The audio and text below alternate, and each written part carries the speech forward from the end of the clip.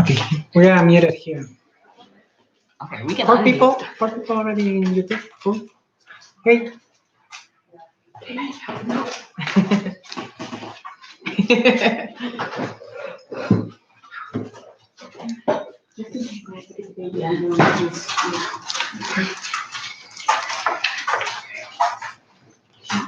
Okay.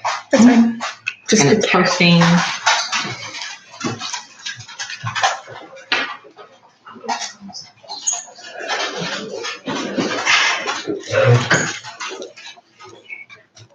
I'll sit up so I look taller. I can try to cancel it. No. You'll hurt your back. Okay, black, stay there. Yeah, thank you. Okay, ready? Yeah. Yes. You have to add a title. Oh, okay. Right? Okay.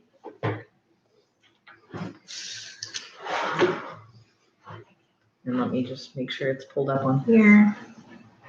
Refreshing. So There we go. This is YouTube?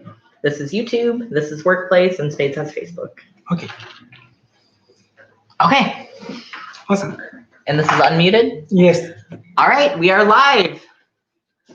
finally, Yay! we're back. Hello, everyone.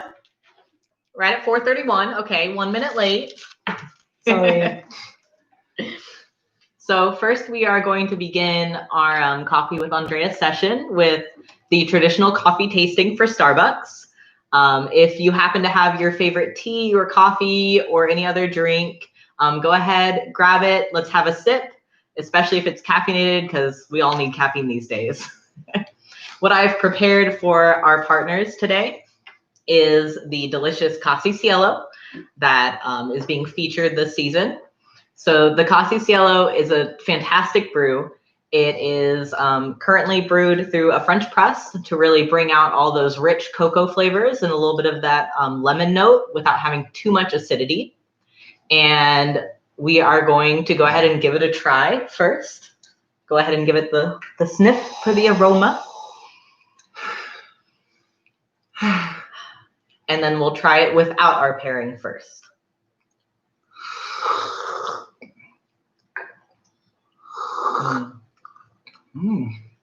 So you can already taste, those really rich cocoa notes and a little bit of that lemon biting through. And then what I've prepared for the pairing today are chocolate covered strawberries. My favorite fact about the Casi Cielo is that it was made as a dessert coffee. So it was made in cooperation with a very expensive fancy restaurant up in Seattle, and they would serve it with their dessert pairings. So pairing it with something like this, a luxurious chocolate covered strawberry, helps bring out those notes and bring out that history. We can eat it now, right? Yes. A toast.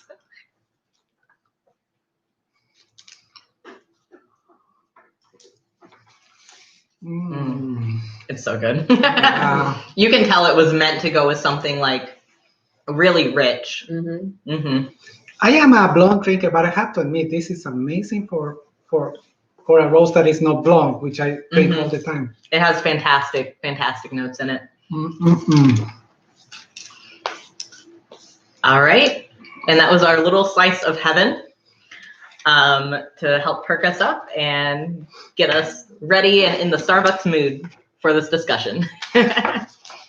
So welcome everybody. Thank you so much for joining us tonight to the second session of Coffee with Andrea. We finally got the second session. This is our social distancing special edition. I'm gonna be your hostess tonight. I am Andrea. My pronouns are she, her, hers, and I am a trans woman.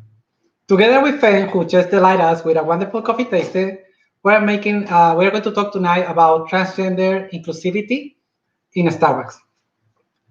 Also, I want to appreciate all the team behind cameras. We have Heather Prior helping us on this side and Spades helping us on this other, that are going to be the ones that are going to be monitoring the three systems we are using to broadcast YouTube, Workplace, and Facebook. So as we move forward, we have prepared a presentation in PowerPoint which is in Facebook. We are going to try to give you sometimes every time we have to change and talk about one of the slides, so you can switch to that video and then go back and so on and so on. So that video is on YouTube. It's on Andrea's YouTube channel, which is Carla Andrea Glose. We will be reading out the slides as we approach each slide, but if you do want to follow along, if you do better with reading rather than auditory, that presentation is on YouTube. It is called the Coffee with Andrea PowerPoint presentation. It's narrated also by Pen. You probably noticed his English is way better than mine. Don't forget to send us our questions on our email, that is andreaglose@gmail.com, or just put it on the comments both in the YouTube channel, in Workplace, or even in Facebook. That's why we have the whole team displaying and monitoring this channel so we can answer the questions. Those questions will be answered at the end of the presentation, and whatever we cannot answer is going to be, we are going to try to find those answers for a new future, send it to you, and present it on the next coffee session. So let's talk about the slide number 2. Okay. So the Starbucks mission and values that have to do with the entire presentation of Starbucks transgender inclusivity and diversity. So our mission at Starbucks is to inspire and nurture the human spirit, one person, one cup, and one neighborhood at a time. Our core values involve creating a culture of warmth and belonging where everyone is welcome, acting with courage and challenging the status quo, being present, connecting with transparency, dignity, and respect, delivering our very best in all we do and holding ourselves accountable for those results, and believing that we are performance-driven through the lens of humanity. Tonight I'm going to be open and vulnerable with all of you. The truth, after all the jobs I have done in my life, I never have found a company which values align so well with my own. And I found Starbucks. And these are not just beautiful words that sound so lovely, but truthfully you can find that these values are embodied for each one of the members of the Starbucks community, both in the corporate offices as well as in the retail stores.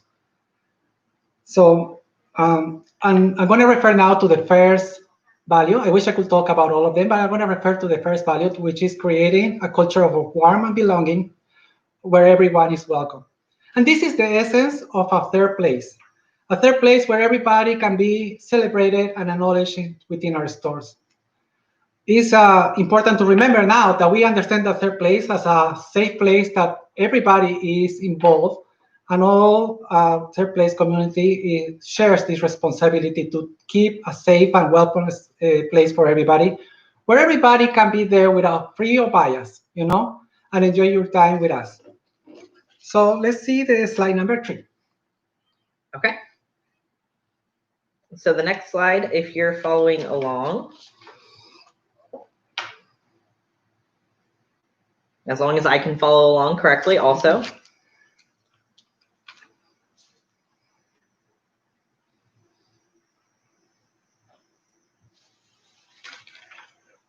So the third slide, which is the strategy behind the success, diversity. So diversity means inclusion, equality, and accessibility.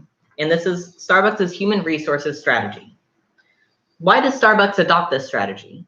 One, it's to follow our mission and values, but it's also to use those human resource practices and policies to gain a competitive advantage and drive the overall success and well-being of the company. In Starbucks, we strongly believe in diversity, and that's why we use this as a very useful strategy to gain competitive advantage in the whole world. Diversity, we understand it as that simple equation that Ben just mentioned, is equals inclusivity plus equality plus accessibility. Technical difficulties. Therefore, Starbucks has in place policies, guidelines, and standards for the whole company that are precisely focused on that purpose. We have the global employment policies. We have the global anti-harassment standard. We have the equal opportunity policy, the global equal opportunity policy.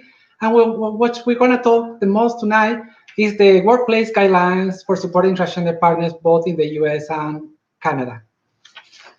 So let's see the slide number 4. Okay, so moving on to slide number 4, I'm talking about transgender work policies. The transgender guidelines purpose. Number 1, discrimination against transgender individuals is strictly prohibited. And number 2, to ensure that transgender partners feel welcome at work and are treated with dignity and respect. Well, Starbucks have made major steps forward to welcome the transgender community, and not only as a customers, but as well as a partners.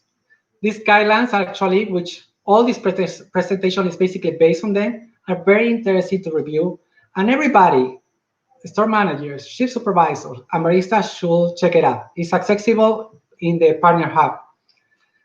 As you saw, as you heard, the guidelines, the first purpose is that discrimination against transgender individuals is strictly prohibited, with not only for the customers or the baristas, but as well as our vendors. And the second is to ensure that our transgender partners feel welcome and supported and are treated with dignity and respect in our stores. And please, now let me refer what Lucy Helm, our Chief Partner Officer, said when she sent us a letter this last February the 6th. Sorry, there are animals running around behind us. Do not be afraid. We're not being attacked in the home. No panicking. So she said, and I quote, "But at Starbucks, we want everyone to feel welcome. That includes your right to self-identify in your own way and to be addressed by your preferred name and pronoun. We do not tolerate harassment or discrimination of any kind, including intentional misgendering." Well, she said it all. Thank you, Lucy. Let's go with the next slide. All right. Slide number 5. We're going into the definitions. So we are going to define cisgender, transgender, gender expression, gender identity, sexual orientation, gender nonconforming, and non-binary. Now let me introduce you some definitions that we usually use within our community so we can understand the lexica we talk. Cisgender is a person whose gender identity matches the gender assigned at birth. Transgender is going to be a definition that I'm going to talk in the next slide. The next one is gender expression. That's the person's at work presentation of their gender and the way they interact with the world. Gender identity is this is the deeply felt sense of who we are as a gender being, our understanding or our perception of what is our gender. And it's not the same as the biological sex or the gender assigned at birth. Sexual orientation is the romantic or physical attraction towards another person. Gender nonconforming is a gender nonconformings are gender expressions that doesn't fit the societal or cultural expectations of gender.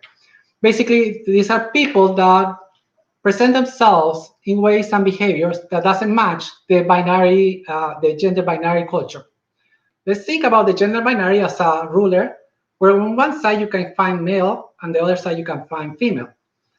Well, boys will dress blue, girls will dress pink, boys will play with tracks, girls will play with dolls, and etc. That's what the gender binary expectations are in our society. But there are people that are actually more comfortable in the middle of them, somewhere in the between, or maybe in neither of those expectations. And it can be, and that's okay. The non-binary gender, those are the gender identities that are exactly neither male or female, or can be a combination or a mix of all of them.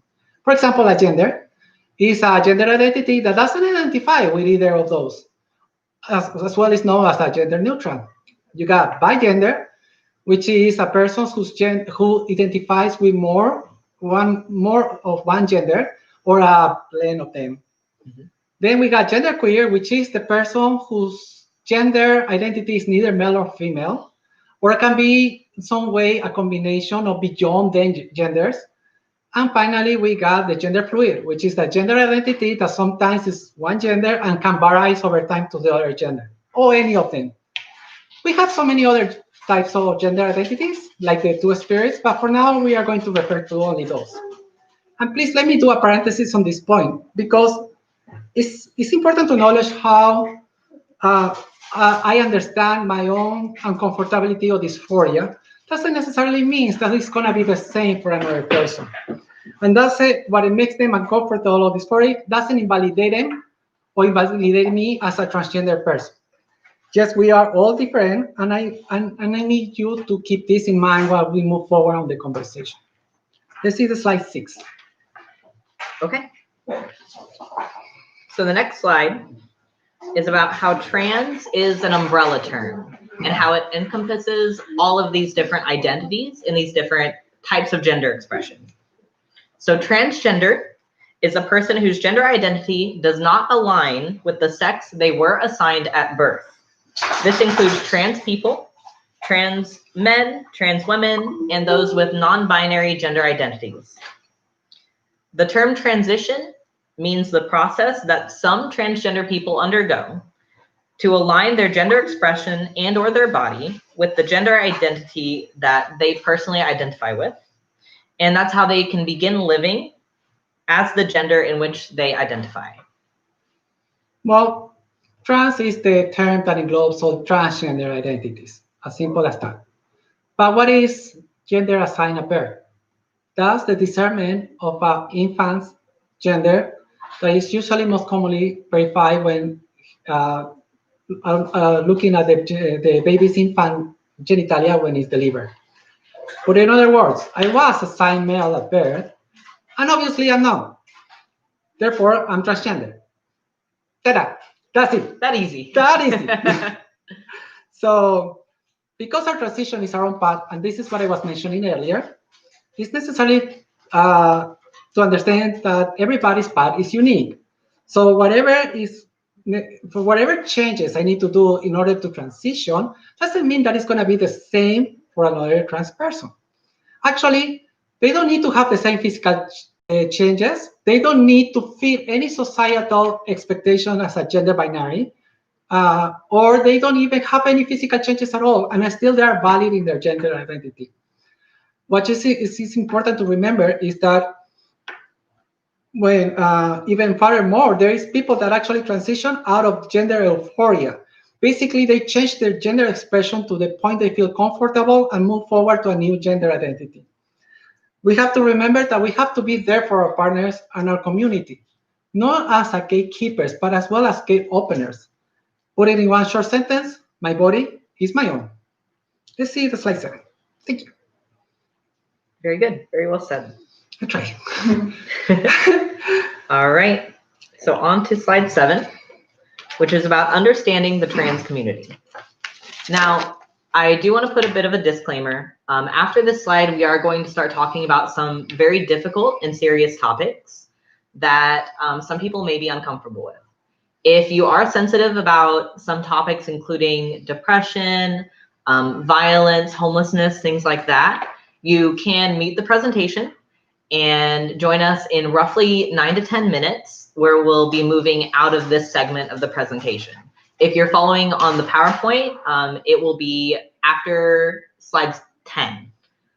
Okay, so with that said, and making sure everyone has a moment to understand that, we're going to talk about understanding the trans community. Why is it so important to know about this? Let me show you a snapshot of what it means to be trans in America. These are the cruel and unfair statistics we face in our communities. Well, the public's understanding of gender identity and expression has grown in the last years. That's true. But the transgender people faces unique challenges and barriers about inclusion and equality. 15% of transgender people live under severe poverty, which means they make under $10,000 a year. This statistics is even worse for trans people of color, where Black people raise up to 34% and Latinos to 28%. Also, it happens that the lack of legal protection is very consistent in almost all the states, where they don't have any protections or help through health benefits, uh, housing, or even job protection or job security.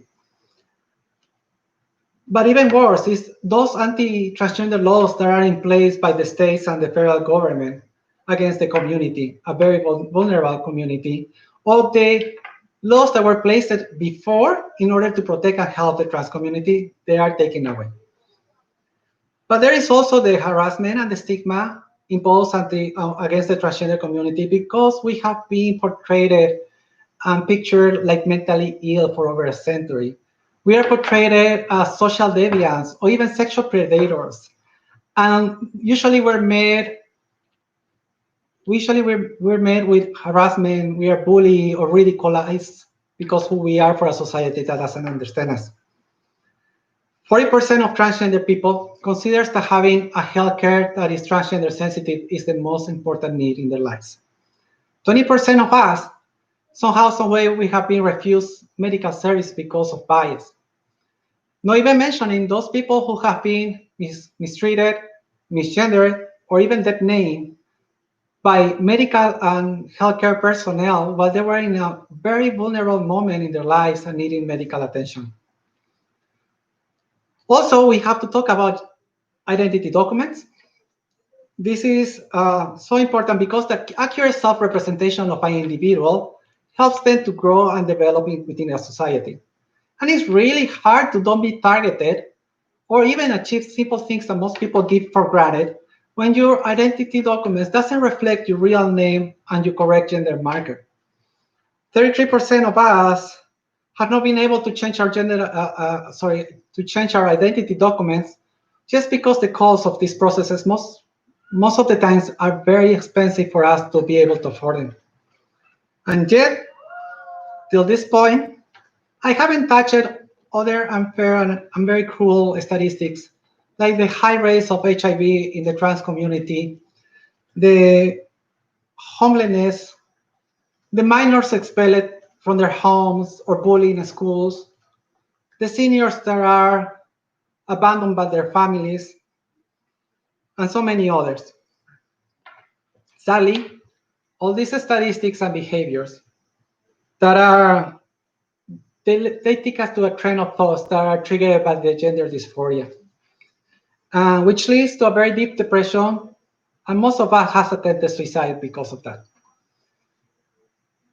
41% of transgender people has tried to kill themselves at least once in their lives. Sadly and tragically, some of them have achieved the success of that intention. But there is so much more about this that we need to understand. Let's see the slide 8, please. Moving on to slide 8, dysphoria and depression. What creates dysphoria is how aggressively society imposes gender roles and expectations on someone with this issue. It is produced by long-term social interactions, not specifically by the biology of a trans person. Quoted by Samantha Ingraham. This is a factor that is very important to talk about it. Gender dysphoria is a state of mental discomfort or suffering that makes you feel awful, anxious, uneasy, miserable, and it can lead to depression and ultimately to suicide. I understand personal dysphoria as that voice behind my head that is consistently attacking me, that tells me that I'm not a woman, that because I'm trans, I don't deserve to be loved, that I am a monster, and no matter what I do or how hard I try, there's nothing I can do to change it. Samantha was right about this. The society expectations imposed about gender roles are very aggressive, especially against transgender people, and leads to create a gender dysphoria. Well, as I was mentioning earlier, not always is about the body parts, but more about those long-term relationships and interactions with the society. For example, that naming somebody or misgendering a trans person not only triggers dysphoria, but also invalidates us as the people we are. But there is one more statistic that probably is the cruelest Of them all. Thank you. It's getting hard, this part of them all. Let's see the next slide, 9. Slide 9. Violence. This is another statistic that, like we said, is the cruelest of them all. Violence against transgender people. This is especially true against Black trans women and other trans women of color. Our country is in a deep turmoil. Since George Floyd's murder till the most recent event where Jake Blake was shot 7 times in the back by a police officer, has raised awareness about the racial imperative that we're living in America and triggered multiple protests in order to support the Black Lives Movement to stop the racial targeting, the discrimination, and the murder of Black people and people of color. George Injustice Dead, as well as so many others, have put in evidence how the Black community has been especially vulnerable and discriminated against. It's proven that they are being profiled to put them in disadvantage. The national epidemic of anti-transgender violence is a reflection of our country's reality. In 2019, 27 trans people were killed, where 91% were trans women of color. 81% were under the age of 30. So far, in 2020, I have lost 26 of my trans siblings. Thank you. Because of the anti-transgender violence. You know, it's commonly understood that in the trans community, the life expectancy was 35 years old. But now when I was researching this data, it makes me wonder if maybe that life expectancy hasn't been reduced to 30. And this is not only in America. The transgenocide can be found all over the world, where the murder of transgender people can be counted in the hundreds.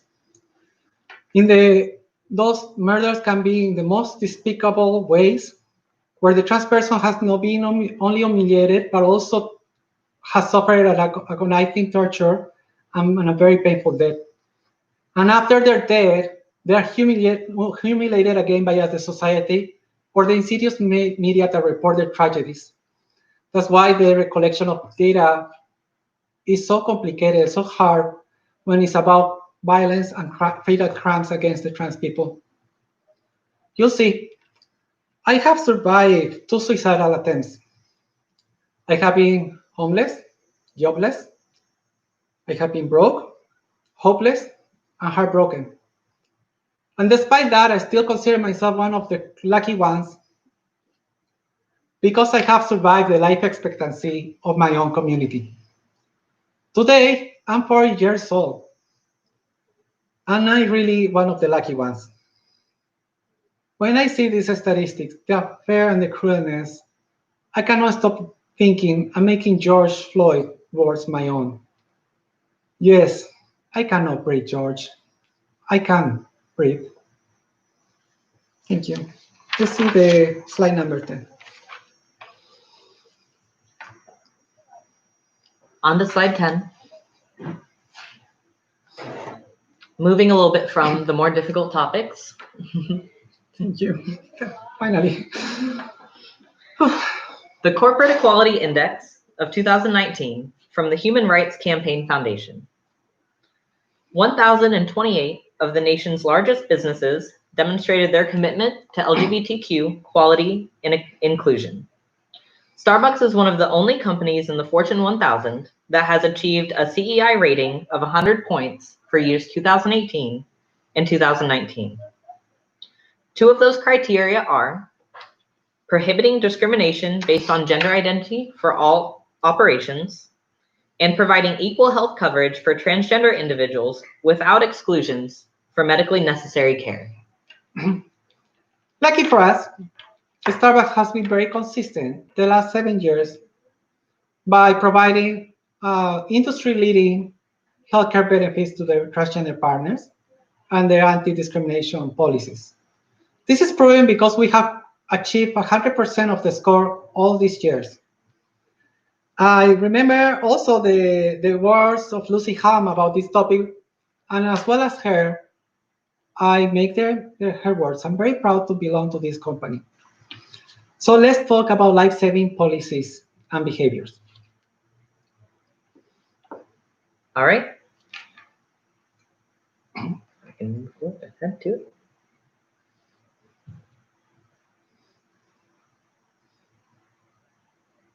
Okay.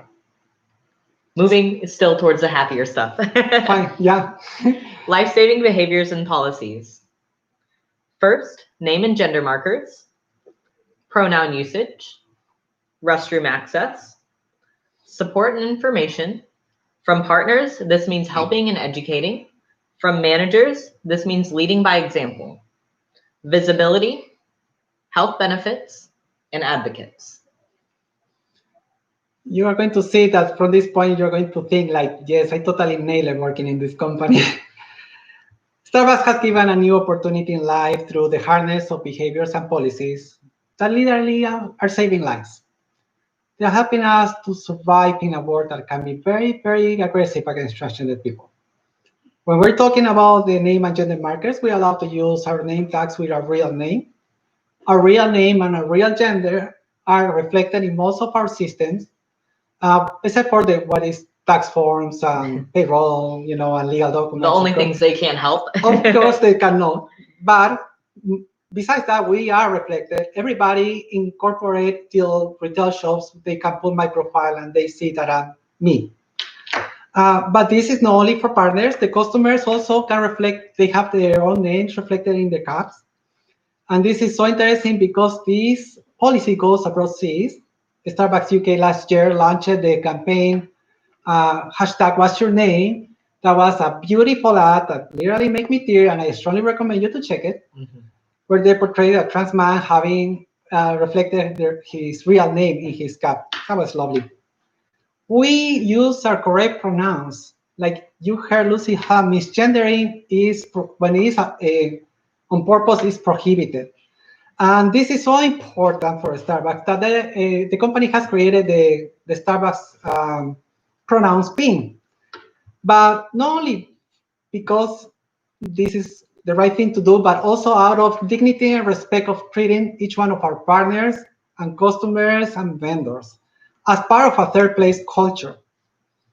When we're talking about restroom access, this is actually something that brings me to one of my favorite memories in all my coffee journey.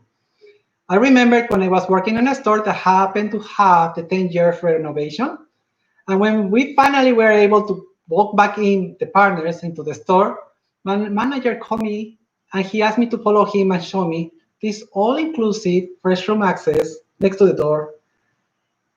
And that was so incredibly significant for me, not only as a trans woman, but to see my manager's face looking at me and smiling at me with so much pride made me think in that single second that this is the place where I belong. And I always will be grateful for that.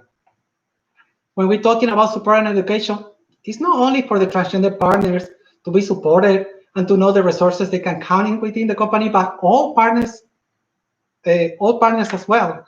They can understand about the transgender identities and what it means to work with a transgender person.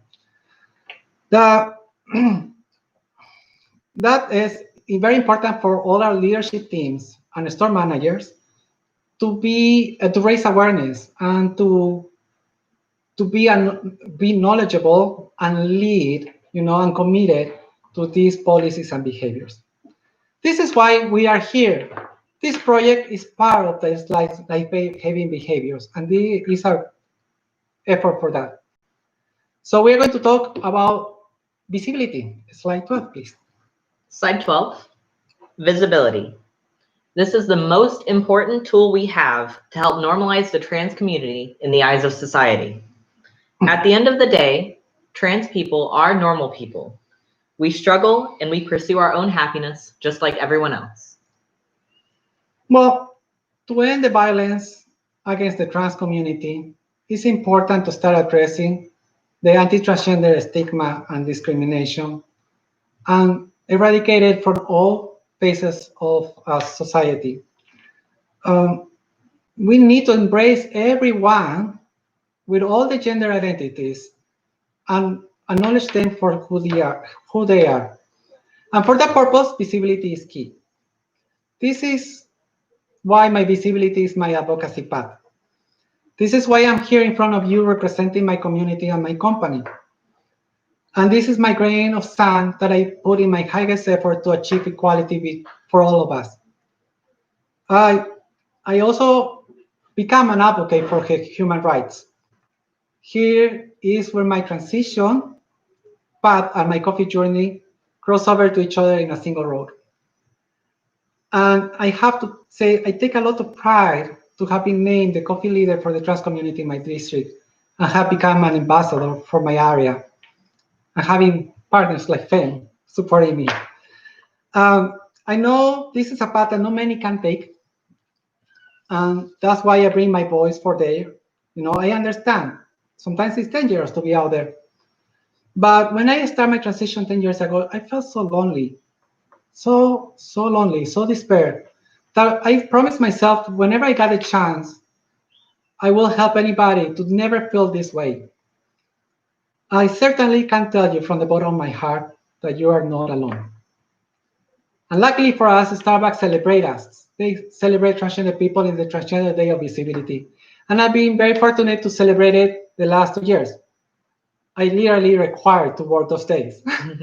And it was very heartwarming to see all our partners dressing the trans pride and the non-binary pride colors during that day. But we also have to understand that visibility is not taking a transgender person out of the closet, but instead acknowledging and empowering the trans community itself. So let's talk about slide number 13. Slide 13, health benefits. Starbucks has extensive transgender medical benefits that are based on the standards of care from the World Professional Association for Transgender Health, which was published in 2012. Starbucks provides both health insurance you can enroll in for medical purposes and supplemental insurance coverage. Starbucks requires all of their insurance companies to cover transgender healthcare, whether it's considered cosmetic or reconstructive. This is the way Starbucks ensures that all trans partners can receive the proper health care and the treatment they may need for their transition. Most insurance will consider most of this process actually cosmetics and they don't cover it. And that's why Starbucks has hired a supplementary health insurance that is Aetna. In order for achieving the 100% of what is the World Professionals Associations for Transgender Health medical the guidelines. The guidelines, medical guidelines. Thank you so much. Too many words in English, I sometimes. You're doing great. So let's talk about the slide 14.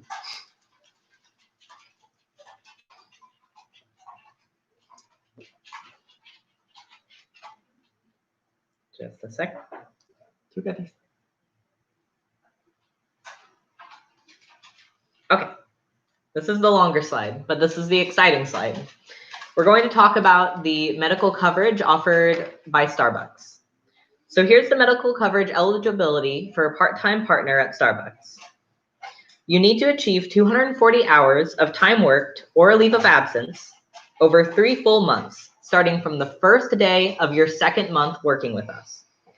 The benefits are renewed twice a year, where you need to have a total of 520 hours for each benefits enrollment period.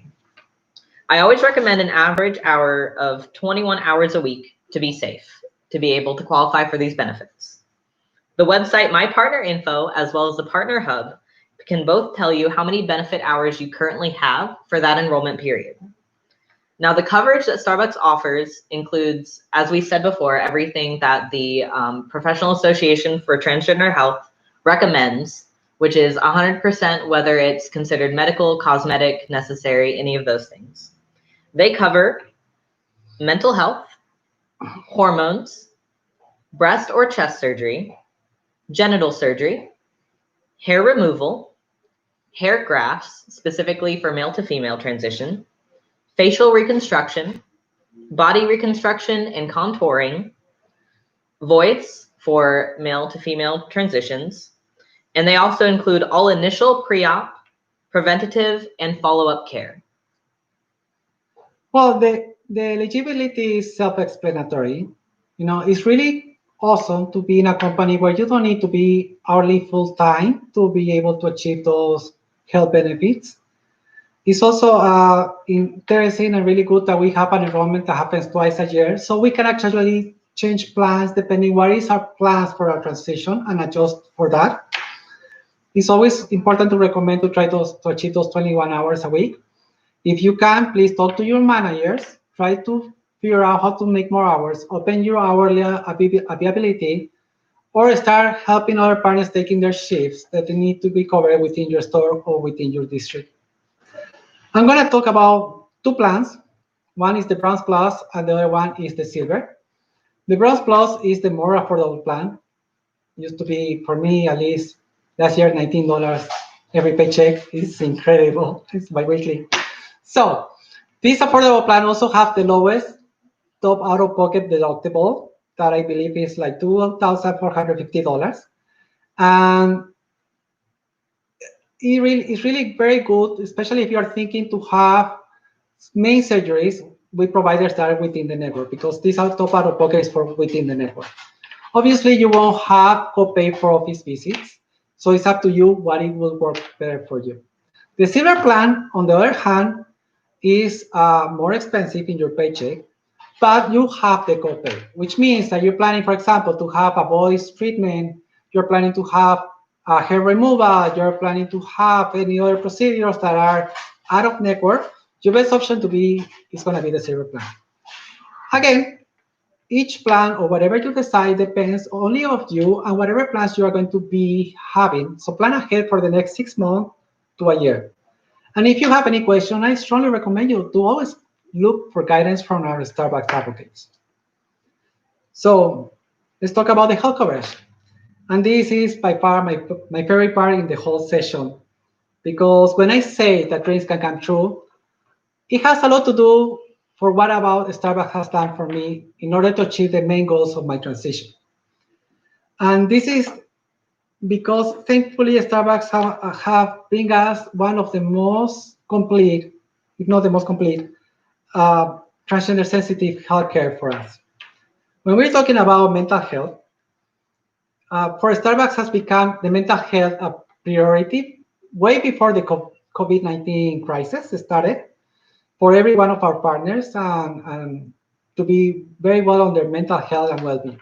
We're going to talk about that a little bit later. What I need to say about mental health for transgender partners is the visits to the doctors in order to get those letters of recommendation for all procedures are covered, as well as those meetings we need to go through for treating for anxiety, depression, or stress that we live throughout the hardness of our transition paths in life. We also have the coverage of hormones, which include injectables, which is awesome. And the breast and chest surgery is covered for both male and female. And in the case of the females that are having breast enlargement, they is covered with the implants. The genital surgery covers as much as a total gender reassignment surgery to smaller surgeries like the orchidectomy or the hysterectomy. They cover the hair removal, both with laser and electrolysis, and if it's necessary, topical anesthetic. They cover the hair graft, which is hair transplants, but it's only for females. They cover the facial reconstruction in the case of both male and female, and it covers not only the face but also the neck when you need, in case of females, shape of the Adam's apple, or in the case of males, they need the enlargement of the Adam's apples and having another prosthesis, like for example the chin. When we're talking about boys, this is only for females too. Sorry guys, but you got it easy with the boys. This covers the treatment with a specialist, so the visits to the specialist are covered, or ultimately is covered the voice feminization surgery. And finally, like I say, all the initiative, pre-operative visits, the follow-ups to ensure the proper healing, all the drugs, all the follow-ups after that. And also, believe it or not, is covered the mental health you may need before the surgery, just in case you need it, or after the surgery, just in case you are facing post-surgical depression, for example. So, saying that, let's talk about the slide 15. All right, moving on to slide 15, mental health. At Starbucks, we believe mental health is a fundamental part of humanity. Earlier this year, we announced 2 new mental health care benefits with Lyra and Headspace to support partners in their mental health and well-being. Well, Like I said before, for Starbucks, mental health and well-being of their partners is a top priority, way before the COVID era. But now, with all the happenings on the 21st century, is way more important. That's why Starbucks has bring us a self-sponsored benefit that is called Lyra. This is something that all partners can get, and even some of their family members. And basically, you are going to be placed in contact through technology and proven methods with wonderful top mental health specialists and coaches. This also gives you the chance to have 20 sessions, which they're measured within every fiscal year. The other benefit is using Headspace. I know, if you love Spotify, you're going to love Headspace, trust me. And this is an app that allows you to help you to develop yourself, to feel happier, or to have to improve your well-being through meditation and mindfulness. This is a very resourceful app, and I strongly recommend you to check it. So let's say the slide 16, the Starbucks advocates.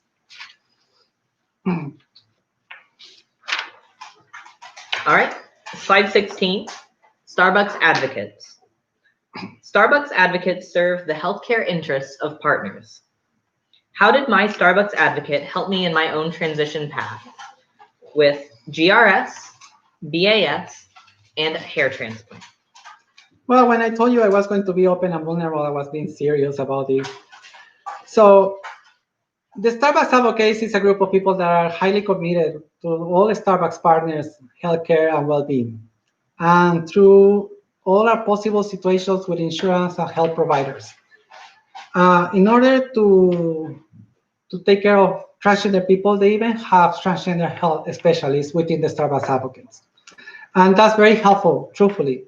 And I wouldn't know what I have done without my Starbucks Advocate. When in 2018, I decided to do finally the major steps in my goals in my transition. I decided to go through gender assignment surgery and breast enlargement surgery. The whole process took months. I was confused. I was despaired. I was challenged by my lack of English. You probably noticed by now. It's a lot better now, I promise. But before, I didn't understand what they're saying to me. And thankfully, I got Nicole as my advocate at that time. She helped me going through the process. She helped me to get in contact with the providers and the insurance. Even though my gender assignment surgery was approved in the first place because the 2 letters of recommendation, my breast enlargement surgery was denied by the primary health insurance. It has to be sent to the supplementary insurance almost a month before the date of the schedules. So I was in total panic. Not only that, the provider was needing a reassurance of the way they were going to pay. So they needed a contract also in the middle between providers and insurance. Thanks to Nicole's efforts, not only the contract was settled between the providers and the insurance, but my breast enlargement surgery was approved just days before the surgery. I remember I was crying, I was upset, I didn't know what was going on, and then she called me and she said, "Good news, Andrea, your surgery has been approved fully. You only now have to worry about getting into your surgeries and to heal, and everything will be fine." So I did. It really was very helpful going into the surgery with a peace of mind that everything has been settled. The couple months that took me to recover, also I got paid the benefit for a short-term disability that all Starbucks partners have, and I didn't even know I had it. And thankfully for Nicole that told me and helped me to set up the paperwork, I started receiving a partial paycheck in order to help me go through my expenses those months I was recovering. Well, I also happened that a couple of months before those main surgeries, I went through a hair transplant. I used all my life savings. They were $9,000. And now, out of boredom, when I was recovering from the other 2 surgeries, I check it out for the health benefits and say, wait, what else I have covered? Because I need to see. And the hair transplant was there. So I immediately contacted Nicole, and I told her that whatever I could get back in a reimbursement, that would be more welcome. After all, they were my life savings. She was very kind and sincere, and she said she never tried that process before, but she will do her best shot. So I provide the documents and wait while she did the rest. About 30 days later, she called me and she said, "Congratulations, Andrea. Your reimbursement has approved it fully. You are going to have your life savings back again." And that was very nice. A few weeks later, I received a check for $9,000.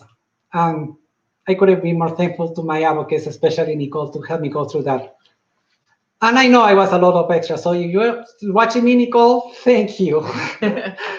Can I say something real yes, quick? Yes. These Starbucks advocates are also incredibly important because there's a lot of younger transgender individuals that work for Starbucks that may not have the support from their family, and they may not have other support networks or mentors in their lives for a lot of different reasons. It's important to direct them to these advocates that can help them out with all of the, pathways and complexities of medical insurance, because they may not have gotten those lessons and they may not have any clue how to, approach, scheduling these surgeries, going through insurance, anything like that. And that's what Starbucks has these advocates for, is to help out with those incredibly complex processes where transgender individuals may also face discrimination if they were making, those calls and those applications themselves, unfortunately. Yeah, I know cases of a friend of mine who called for emergency, and then the paramedics were to pick her up, and when they find out that she was transgender, they didn't even want to put her on the chair or on a bed. It was awful for her. So it's definitely good to have so many people backing us up sometimes when you have the whole world against us. I want to appreciate how important it is for me to have you all here present, looking and trying to understand my very challenging English. I want to say thank you to Starbucks for supporting this event. Thank you to Brandy Taylor, our district manager, who is actually the one who created the idea of Coffee with Andrea. Maybe we have to call it Coffee with Andrea and Fan now from now on, to tell you the truth. I want to say thank you to Heather Prior, my wonderful manager and mentor, for providing us the space for making this session, and her workplace, app, class, all the support she always has bringing us. I want to appreciate Brittany for her help giving us her laptop, and I'm sure she's watching us. She better. I want to say thank you, Fen, so much for being my right arm on this event and all the work you have done on that presentation. That's amazing. Thank you. I want to say thank you for our space, who has been, the efforts behind cameras, lights, and everything else, basically. And again, thank you for everybody to be committed and be part of our community, not only as allies, but maybe part of that vibrant and delightful community that is the trans community. I'm ready for any questions now. We haven't had too many, actually. No questions? Mostly just people saying thank you and they're so proud of you. Yeah, thank you. But of course, you do have Andrea's email. If you have further questions or questions you want to forward from partners or people who are just interested in the community, do you want to say your email again real quick? Yes, andreaglose@gmail.com. Just write me anytime you want. I'm going to be checking the spam file just in case, and as well as the inbox. You can always try to contact me through my manager or my district. My district is 3069. My manager is the manager of the store 48350, just in case. I'm open always to communicate with partners directly and help them mentoring some trans partners, which I have been doing several times during these last 2 years. So anything you need, please contact, reach, ask. I'm here for you. I promise. All right. Well, that was Coffee with Andrea. Ta-da! Thank you. Thank you so much for participating and being involved. I'm going to finish my strawberry with chocolate. Bye, everybody. Bye-bye. Finalize.